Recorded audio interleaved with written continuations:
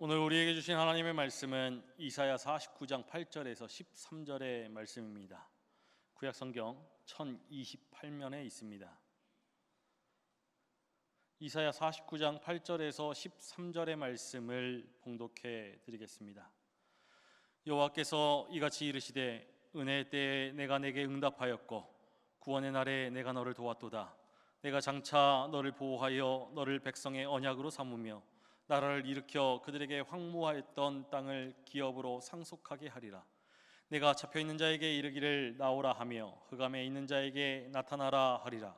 그들이 길에서 먹겠고 모든 헐벗은 산에도 그들의 풀밭이 있을 것인즉 그들이 줄이거나 목마르지 아니할 것이며 더위와 볕이 그들을 상하지 아니하리니 이는 그들을 긍휼히 여기는 이가 그들을 이끌되 샘물 근원으로 인도할 것입니다. 내가 나의 모든 산을 길로 삼고 나의 대로를 도두리니 어떤 사람은 먼 곳에서 어떤 사람은 북쪽과 서쪽에서 어떤 사람은 시님 땅에서 오리라. 하늘이여 노래하라. 땅이여 기뻐하라. 산들이여 즐거이 노래하라. 여호와께서 그의 백성을 위로하셨은즉 그의 고난당한 자를 긍휼히 여기실 것임이라. 아멘. 할렐루야. 주의 거룩한 날, 주의 전에서, 가정에서, 예배 자리에 서신 여러분 모두를 축복합니다. 우리 함께 인사 나누겠습니다. 사랑합니다. 축복합니다. 사랑하는 믿음의 가족 여러분, 지난 한 주간 평안하셨습니까? 예, 감사합니다. 지속된 장마로 인해서 수해를 입은 지역이 참으로 많습니다. 속속들이 뉴스에 속보가 들어오고 있는데요. 문산에도 지난 주간에 높아진 임진강의 수위로 인해서 많은 가정들이 대피하는 일도 있었습니다. 제가 문산에서 능곡으로 오는 이 자유로에서 높아진 한강의 수위와 임진강의 수위를 바라보면서 걱정과 염려로 지난 한 주간 기도하였습니다. 전국 곳곳이 기나긴 장마로 인해서 많은 상처를 받고 있습니다. 생명을 잃었고 삶의 터전을 잃었습니다. 힘겹게 읽어왔던 것들이 한순간에 휩쓸려 갔지요. 한치 앞을 예상할 수 없고 이 기후의 변화를 예측할 수 없는 이 현실 앞에 많은 이들이 깊은 한숨을 내쉬면서 절망 가운데 있습니다. 부디 바라기는 수해로 인해서 아파하는 심령 위에, 또한 이 시간 이 시대의 절망 가운데 신음하는 심령 위에 역사의 주인 되시며 생명의 주관자 되신 하나님의 위로가, 하나님의 긍휼이 함께 하시기를 간절히 소망합니다. 우리가 물로 인해서 이렇게 큰 아픔을 경험하지만 물은 우리의 삶에 있어서 없어서는 안 될 중요한 자원입니다. 인간도 식물도 동물도 물 없이는 하루도 살 수 없지요. 물은 생명에 있어서 절대적인 필수 요소입니다. 이러한 물을 성경에서 보면 물은 만남과 사건이 이루어지는 이야기가 이루어지는 매개체가 됩니다. 광야의 척박한 환경과 비가 한시적으로 내리는 이스라엘 역시 물은 생명과 직결되지요. 비가 적절히 내리는 지역에서는 큰 웅덩이를 파서 물을 저장해 사용합니다.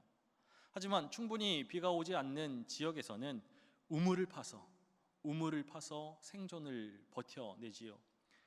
인간의 정착 생활을 위한 최소한의 강우량은 연 200ml라고 합니다. 이 연간 200ml의 그 강우량의 경계선에 있는 브엘세바와 그랄 땅에서는 반드시 우물을 파야 했습니다.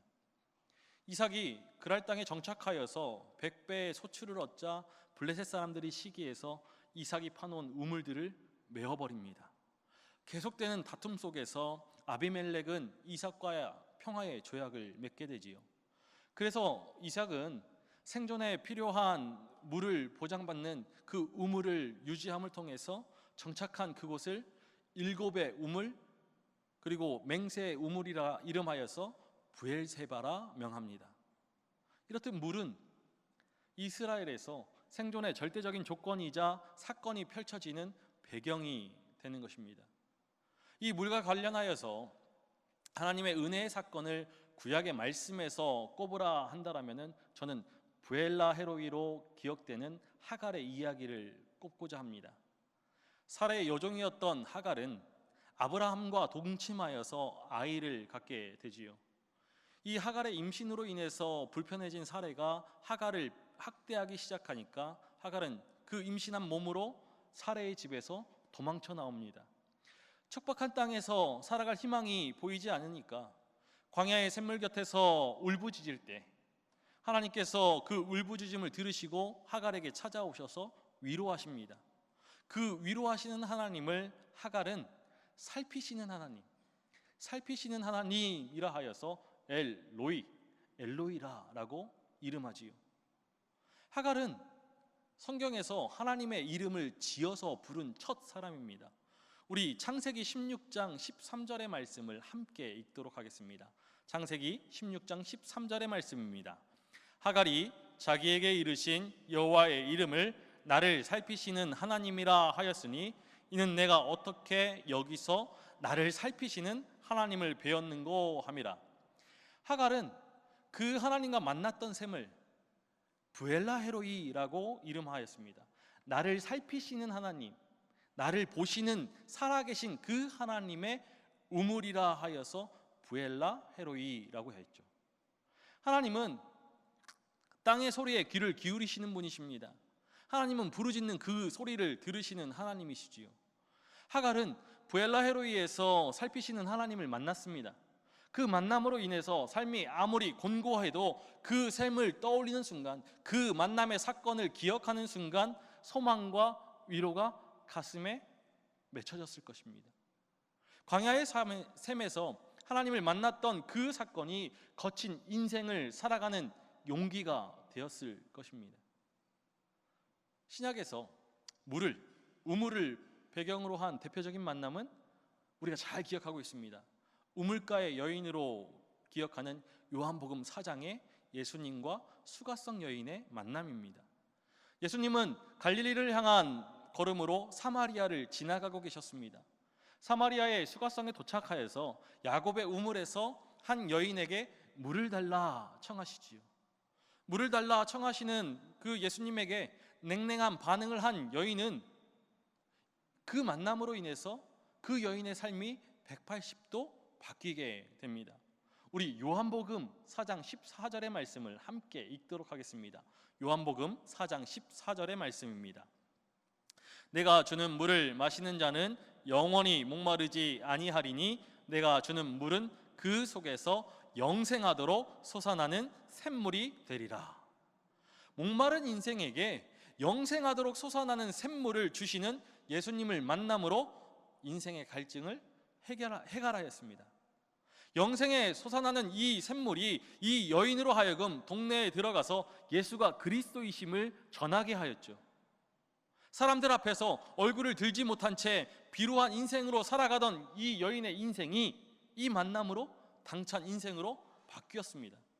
구원의 선물 생수를 이웃에게 나누는 복음의 인생으로 만들었지요.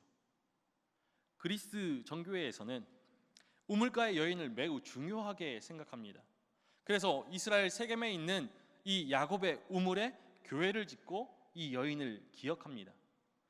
그리스 정교회에서는 이 우물가의 여인이 예수님으로부터 세례를 받은 이후에 깨우친 사람 포테이네라는 이름을 갖게 되었다라고 합니다. 우리의 눈에 보이는 물만 알던 사람에서 영원히 목마르지 않는 영생의 물을 깨우친 여인이 되었다라는 것이죠.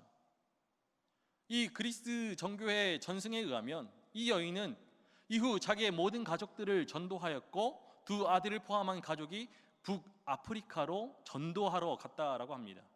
그리고 그곳에서 많은 이들에게 복음을 전하고 로마로 건너갔습니다. 로마에서도 힘써 복음을 전하는데 네로 황제의 핍박을 받게 되지요. 네로가 아끼던 이들이 복음을 영접하자 이 여인과 가족을 네로는 감옥에 가두고 죽이게 됩니다. 그런데 포테이네는 이 여인은 감옥을 하나님의 집으로 바꾸었고 죽음을 두려워하지 않았다라고 전해집니다. 그녀는 이미 생명의 물을, 영생의 물을 마셨기 때문이죠.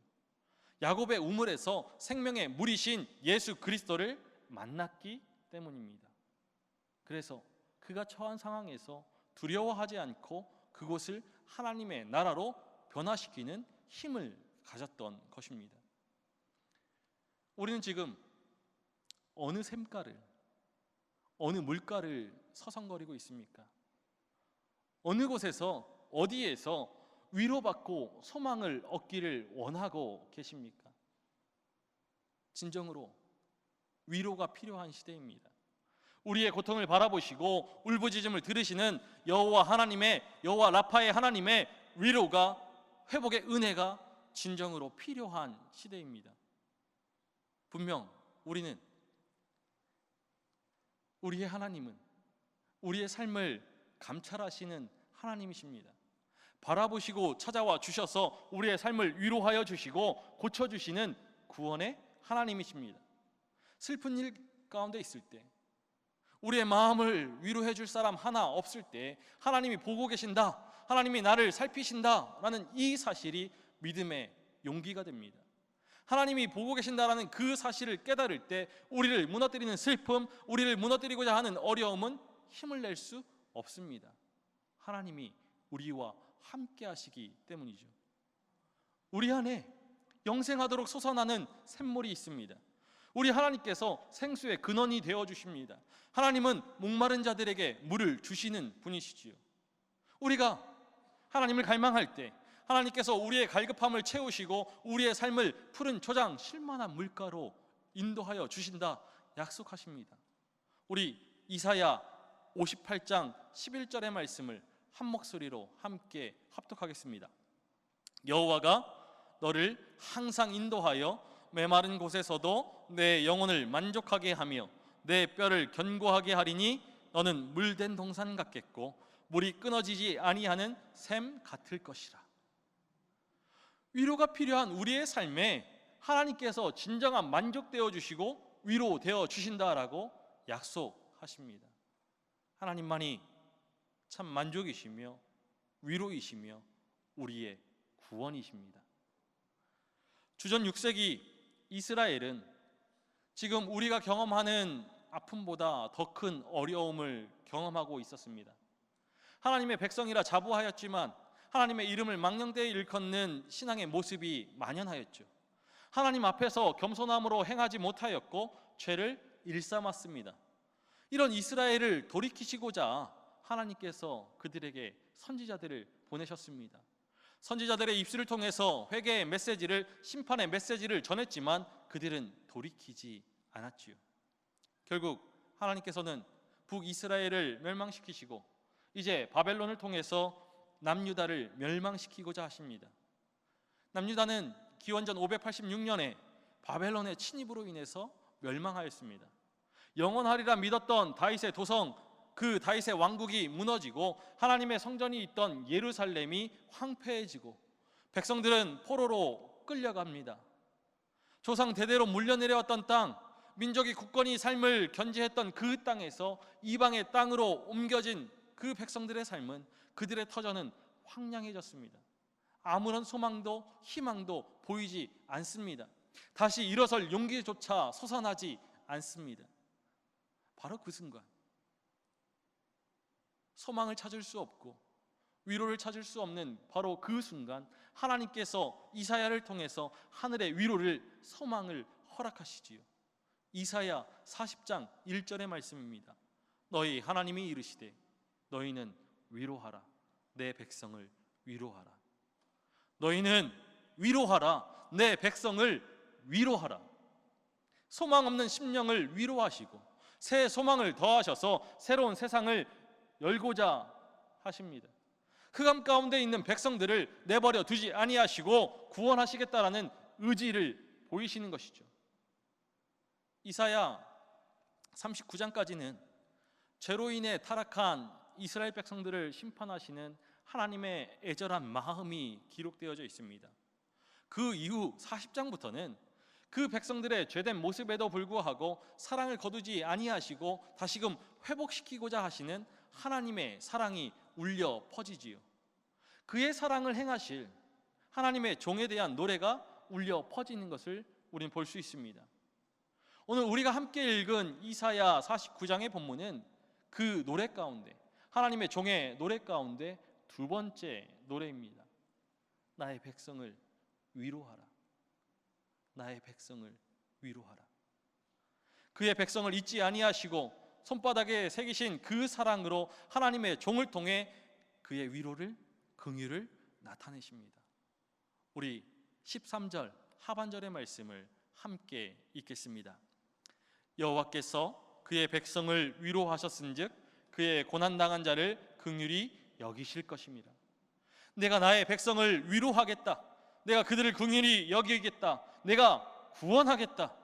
하나님은 위로의 하나님이십니다. 하나님은 긍휼의 하나님이시지요.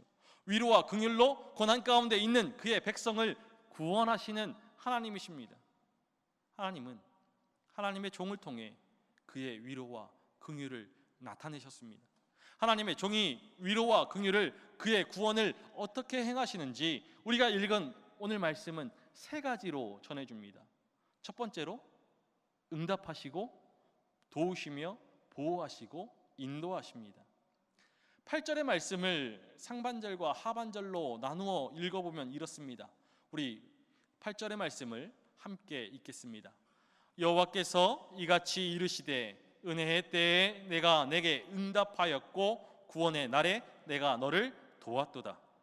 내가 장차 너를 보호하여 너를 백성의 언약으로 삼으며 나라를 일으켜 그들에게 그 황무하였던 땅을 기업으로 상속하게 하리라.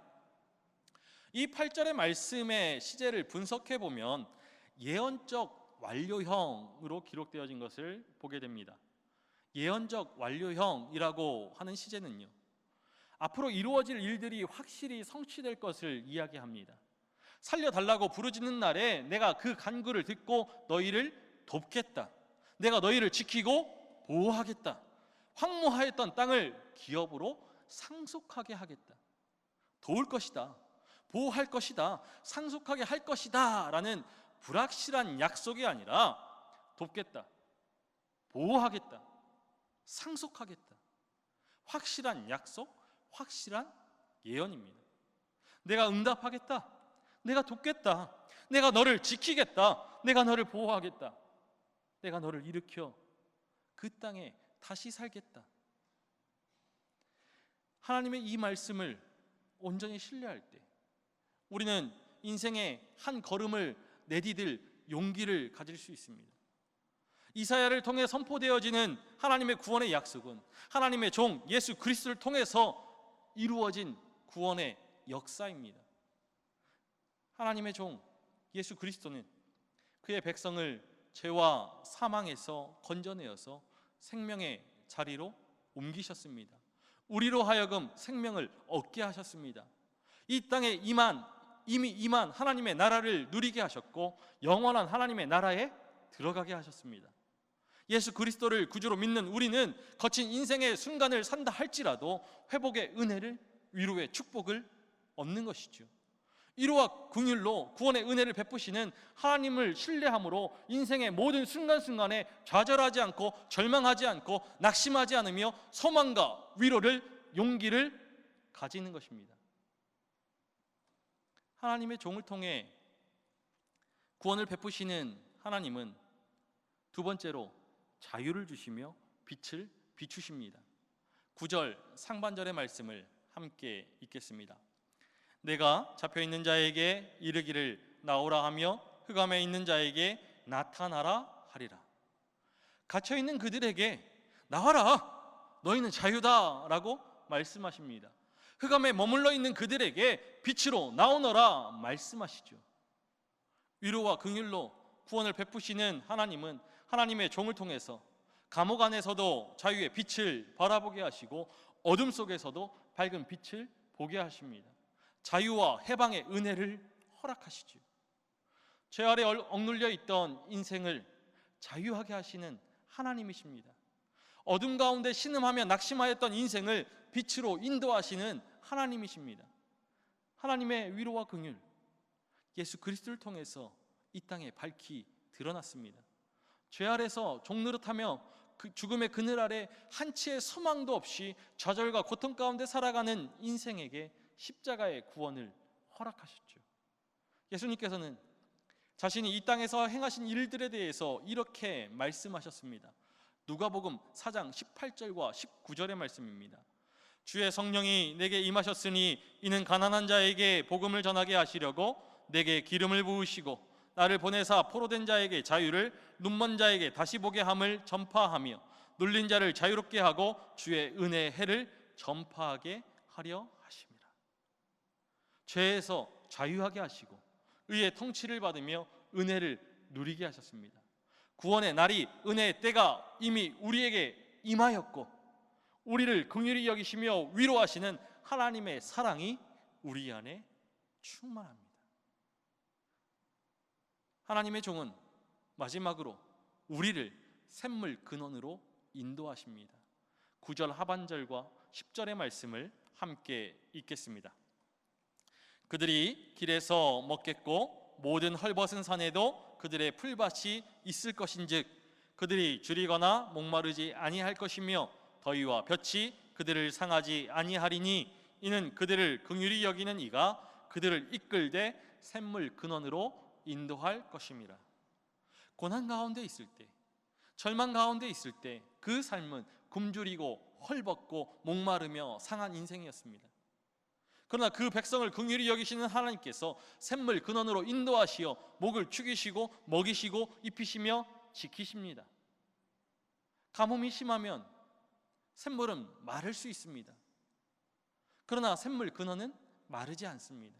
하나님께서 생수의 근원이 되어 주시기 때문이죠. 영생하도록 솟아나는 샘물이 되시기 때문입니다.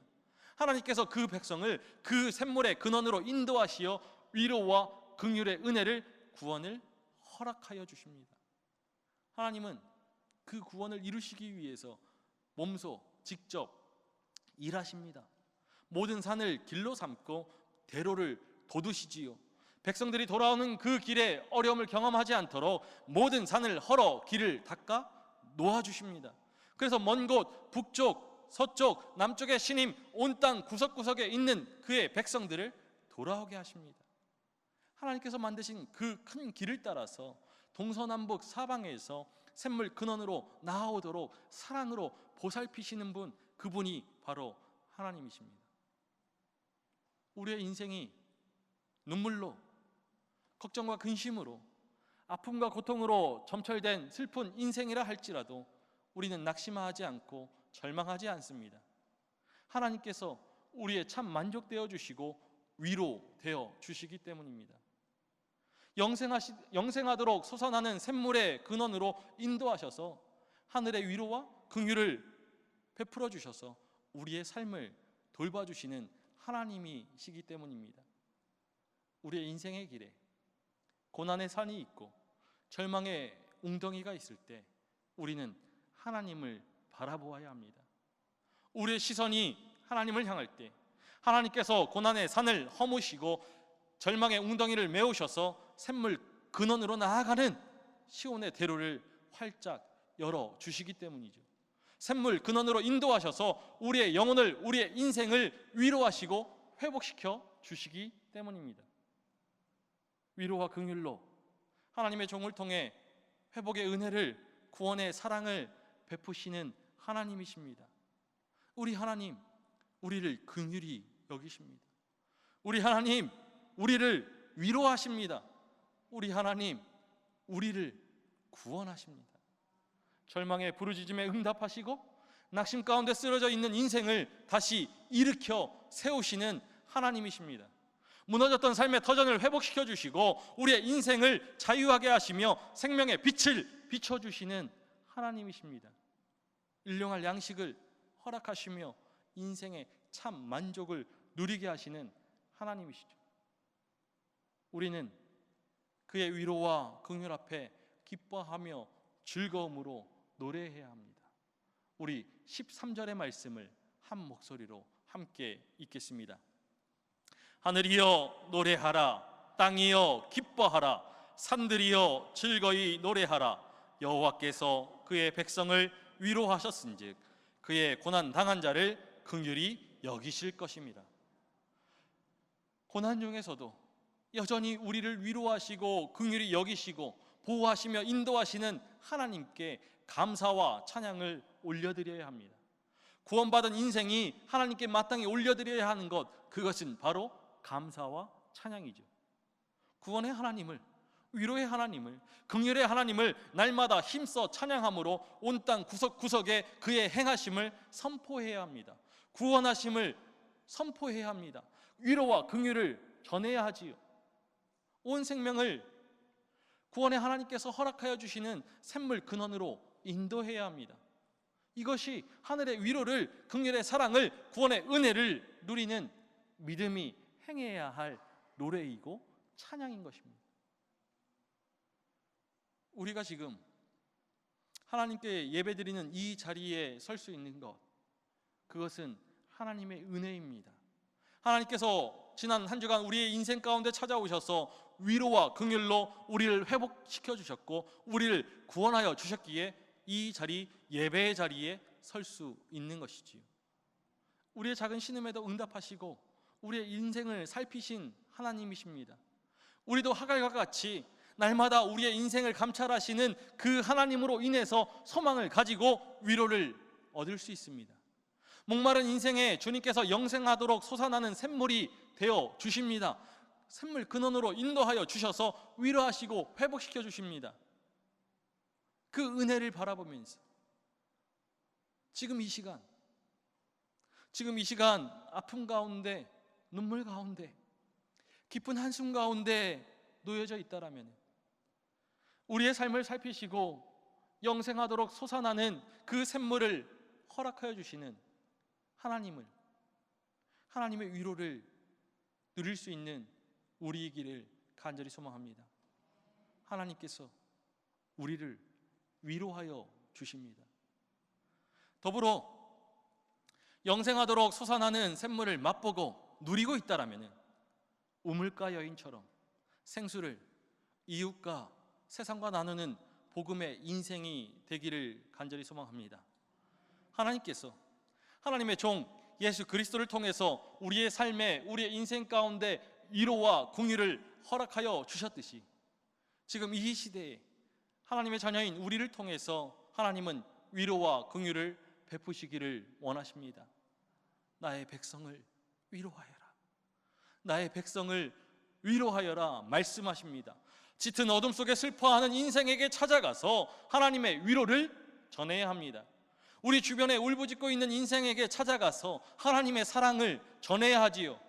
이 시대의 아픔 속에서 절망하고 있는 인생 가운데 하늘의 위로와 긍휼을 전해야 합니다. 구원의 우물물은 세상 누구에게나 허락되어져 있음을 기억해야 합니다. 구원의 우물물이 세상 누구에게나 무생명에게 허락되어져 있음을 기억하고서 마르지 않는 샘물의 근원으로 인도하는 하나님의 자녀, 하나님의 종이 되기를 간절히 소망합니다.